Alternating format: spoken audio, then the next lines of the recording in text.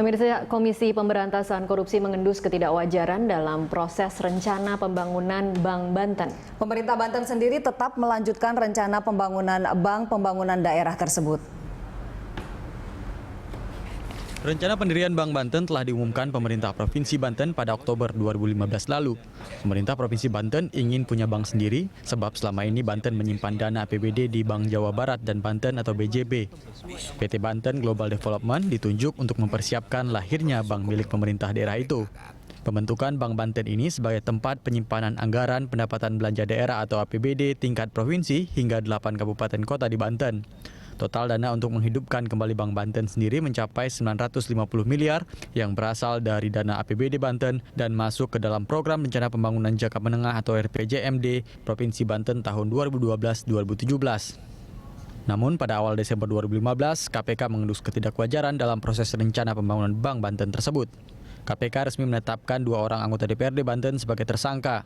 Keduanya diduga menerima suap untuk memuluskan pembentukan Bank Daerah Banten pada era APBD 2016.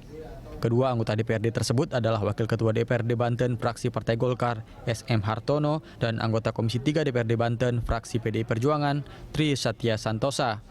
KPK juga menetapkan Direktur PT Banten Group Development Ricky Tampinongkol sebagai tersangka. Ricky diduga sebagai pemberi suap karena meminta para anggota DPRD memuluskan rencana pembentukan Bank Banten yang harus memakai perda sebagai dasar pembentukannya. Gubernur Banten Rano Karno mengaku tetap akan meneruskan rencana pembentukan Bank Banten meski sejumlah pihak akan menghentikan rencana itu menyusul kasus suap yang dibongkar KPK.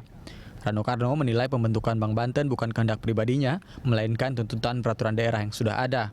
Pak Ricky pernah menyampaikan ada permintaan 10 miliar dari Dewan. Saya bilang jangan didengar, nggak usah digubris, itu aja saya. Kalau pemilihan 4 bank itu tahun berapa? Belum lama lah, kira-kira 2-3 bulan nggak lalu. belum ditangkap di sini. Oh iya. Berarti pemberian yang kemarin itu Pak Gubernur sendiri nggak tahu? Nggak tahu, saya nggak tahu sama sekali. Oke? Kalau pemilihan 4 bank itu Belum dipilih. Belum ada yang dipilih. Belum ada yang dipilih. Belum ada yang dipilih. Jadi sampai hari ini Banten belum punya bank. Rano Karno sendiri juga ditetapkan sebagai saksi dalam kasus suap tersebut.